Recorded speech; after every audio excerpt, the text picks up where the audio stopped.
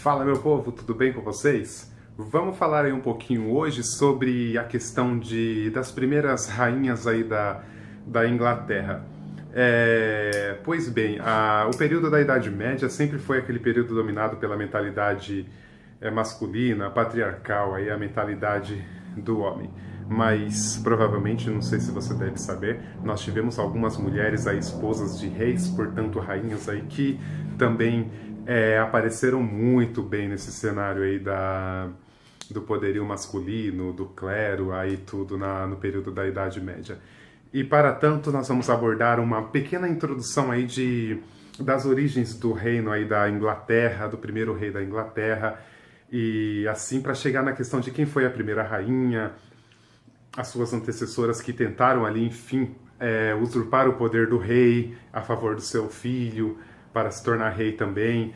E, portanto, a nossa história começa um pouco antes aí da primeira rainha, que foi Mary, em 1553, a filha do Henrique VIII, da dinastia Tudor. Pois bem, o primeiro rei da Inglaterra foi Etelstano, em 927. Nós tínhamos a Inglaterra nesse período, aquela ilha ali na Europa, dominada por vários reinos. E Etelstano de Wessex, que era o reino mais poderoso, tinha apenas a questão de dominar um pequeno reino ali na região sul da ilha. Fato ocorrido, Etelstano então conseguiu juntar todos os reinos da ilha e se autoproclamou, com aceitação geral ali também, o primeiro rei da Inglaterra. Então Etelstano, em 927, foi aí proclamado e se autoproclamou como o primeiro rei da Inglaterra, com a junção de vários reinos, então, que tínhamos aí nessa ilha britânica. Portanto, a partir de Etelstano, nós tivemos muitos outros reis, seguindo dinastias, filhos que nasciam, se tornavam reis, e assim a dinastia ia sucessivamente aí com novos reis. Mas um fato interessante foi que, por meados aí de 1050, nós tivemos o primeiro rei da Inglaterra normando, o primeiro rei viking. Quem era esse? Foi Guilherme I, o Conquistador. Ele era normando. A Normandia, para a gente se localizar, fica uma região ali no norte da França, e esse Guilherme, ele era vassalo do rei da França. E ele juntou umas tropas e foi conquistar ali a Inglaterra. Após uma luta aí conseguiu, enfim, ter o poder total ali e se proclamou o primeiro rei normando, o primeiro rei viking aí da Inglaterra, com Guilherme I, o Conquistador, sendo o normando. Pois bem, alguns reis nesse período, sequencial aí a Guilherme I, com suas rainhas, enfim, nós tivemos algumas rainhas que lutaram bravamente para não ficar apenas com aquele papel submisso ali com o rei. E algumas dessas rainhas foram chamadas de as lobas da Inglaterra. Essas rainhas, enfim, moveram terras e mares aí para conseguir ter o poder também e passar o poder pro seu filho, enfim. Mas, enfim, não foram coroadas como em rainha, no papel de rei. O rei ali, o homem, exercendo o poder nacional, o poder político. Nacional não, o poder como monarca, porque nessa época ainda não existia a questão de nação. Pois bem, passando por esses contextos de que até então apenas o homem era considerado possível de ser um administrador, de deter o poder, até pela própria Bíblia na época que nós estamos, enfim, na Idade Média, e na Idade Média o poder era conquistado pela força, conquista, e para se manter o poder também tinha que ter lutas, enfim. Para ser um rei, um monarca, você tinha que estar constantemente em lutas com outros reinos, outras regiões aí, no caso da Inglaterra e na Europa, com a França também. E chegando na questão da Mary, a primeira rainha enfim, coroada da Inglaterra, foi com a morte de Henrique VIII, da dinastia Tudor. Henrique VIII era seu pai, porém ele teve outras filhas também em vários casamentos. Henrique VIII foi responsável pela separação da Igreja da Inglaterra com a de Roma, sendo proclamado por ele mesmo e com a aceitação de alguns bispos, sendo o Papa da Inglaterra, o Papa ali da Igreja Anglicana da Inglaterra. Passou-se o tempo, o Eduardo VIII ele faleceu e deixou a sua monarquia ali da Inglaterra para o seu filho com apenas 9 anos de idade, que foi o Eduardo VI, filho de Henrique VIII. Porém, aos 15 anos, ele morreu.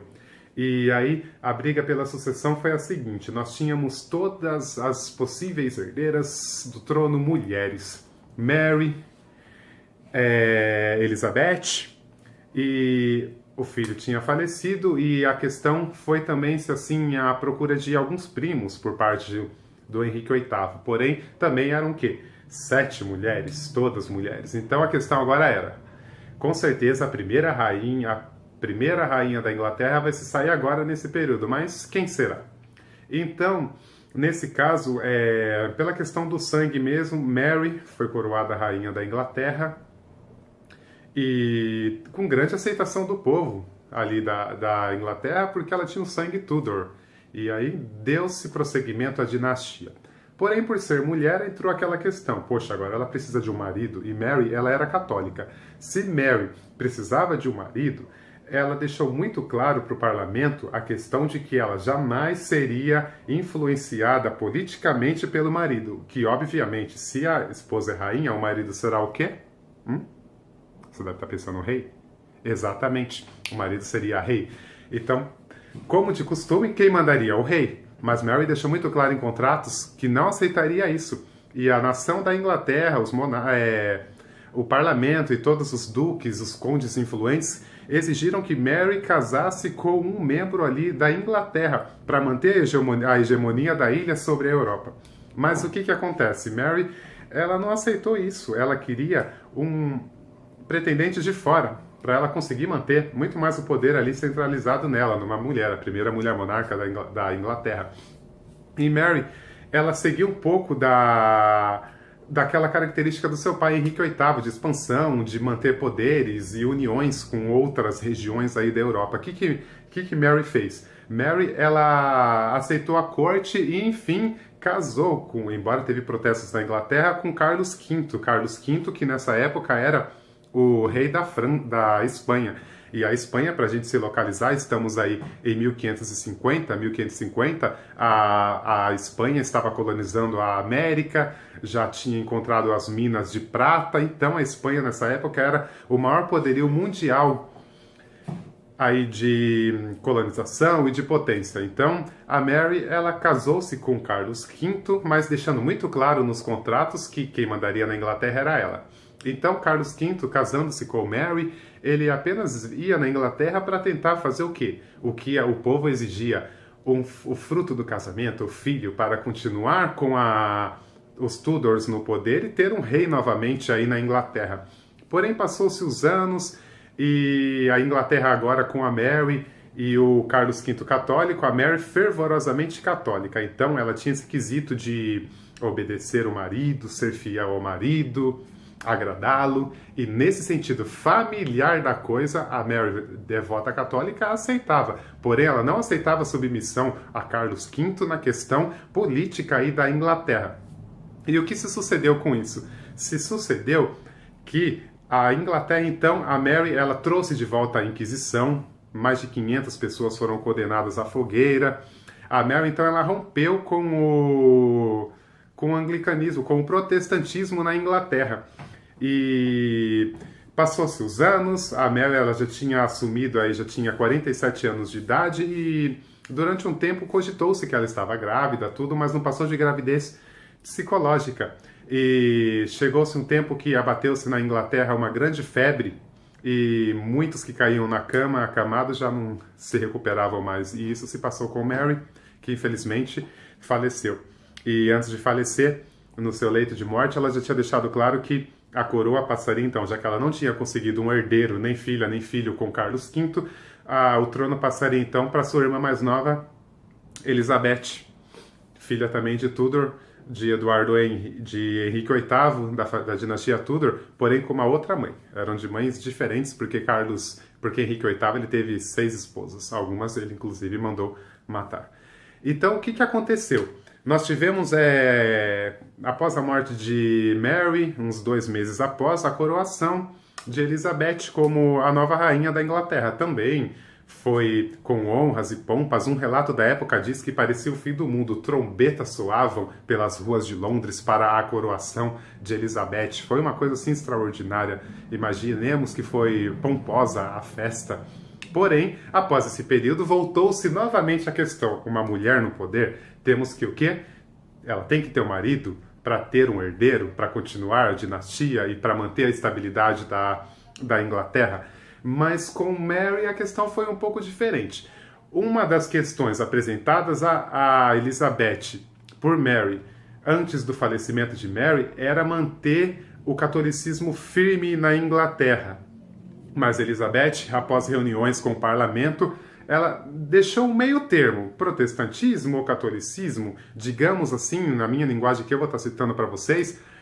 Cada um exerce, assim, a sua religião. Ou você pode ser protestantista, ou você pode ser católico. A Elizabeth sempre respondia em meio termo, nunca uma palavra fechada. Essa é uma questão principal aí da sua gestão.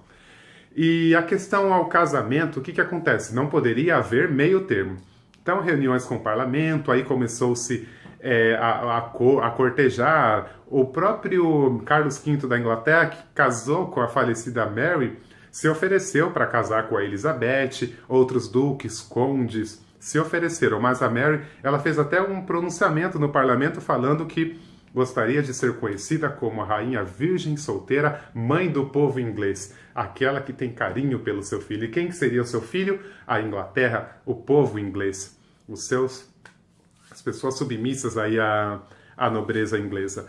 E a questão era também que quando Elizabeth assumiu a coroa, ela tinha apenas 25 anos. Então, digamos que ela já tinha um pouco mais de tempo aí para pensar bem o que queria, para poder, de repente, ter um sucessor. O diferente de Mary, que já assumiu a coroa bem mais velha, e aí já eram poucas as chances de conseguir ter um fruto aí do casamento com Carlos V da Espanha.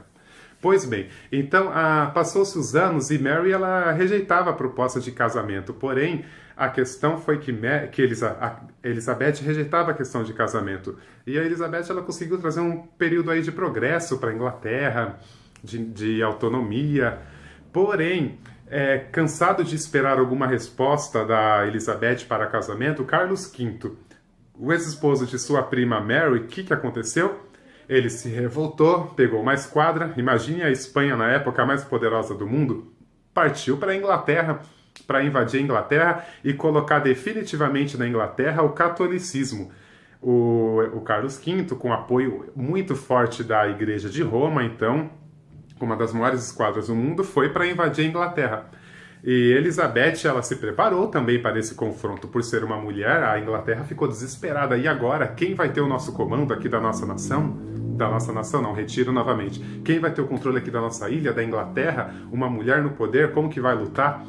Um fato curioso foi que, próximo ao porto ali onde teria o desembarque dos espanhóis aí para começar o conflito, Elizabeth, ela veio num cavalo branco, a rainha Elizabeth I, num cavalo branco com a armadura toda prateada em cima daqueles seus vestidos pomposos que ela usava e declarou para os soldados: meus soldados, eu posso ser uma mulher, mas o meu coração e o meu estômago é de um homem, e como mãe de vocês, mãe da Inglaterra, nós vamos defender o nosso solo, o nosso território.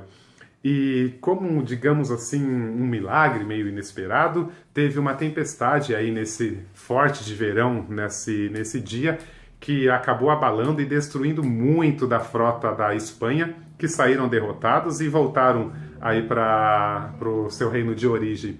E Mary foi aclamada por esse feito também. Elizabeth foi aclamada por esse feito. Foi o maior teste aí real de seu reinado. Vale constar que Elizabeth I ela governou por 45 anos. Porém, chegou-se um dia, né, que, enfim, a idade se avançou e ela, vendo que já não tinha mais recuperação, em 1603, Elizabeth, já doente e sem herdeiro, faleceu. E aí nós tivemos o fim da dinastia dos Tudors sem herdeiro, né, sem um filho. Morreu solteira, virgem, como ela desejava, e aí a Inglaterra passou para a mão do rei Jaime VI da Escócia, e nós tivemos o fim da dinastia de Tudors. Então aí eu contei para vocês de forma resumida as características das duas primeiras rainhas aí que nós tivemos da Inglaterra. A primeira coroada em 1553, que foi a Mary, enfim, a primeira rainha. Nós tivemos Jane, porém Jane não chegou a ser coroada, porque Mary assumiu o poder com lutas, porque ela tinha o sangue de Tudors, e Jane não chegou a ser coroada. Porém, foi considerada rainha por um dos inimigos de Mary e da família de Tudors. Então, Mary foi coroada como primeira rainha da Inglaterra, seguindo pela sua prima, irmã mais nova, por parte de pai, Elizabeth I, que trouxe um período de estabilidade e também paz e aceitação aí para a Inglaterra. Então, espero que esteja ficado bem explicadinho para vocês, os miúdos aí desde a origem da formação da Inglaterra com seu primeiro rei, que foi Etelstano, o rei anglo-saxão de Wessex, que juntou todos os reinos e se autoproclamou o primeiro rei da Inglaterra em 927, seguindo então por várias dinastias, até que nós tivemos, enfim, a primeira rainha aí da Inglaterra em 1553, com Mary sendo sucedida por outra rainha, Elizabeth I, que trouxe muita estabilidade. Mais curiosidades aí vocês acompanham na minha página através de fotografias, de textos explicativos e de outras videoaulas. Muito obrigado a todos que estão acompanhando e que acompanharam esse vídeo. Nos vemos numa próxima videoaula. Um grande abraço, tchau, tchau.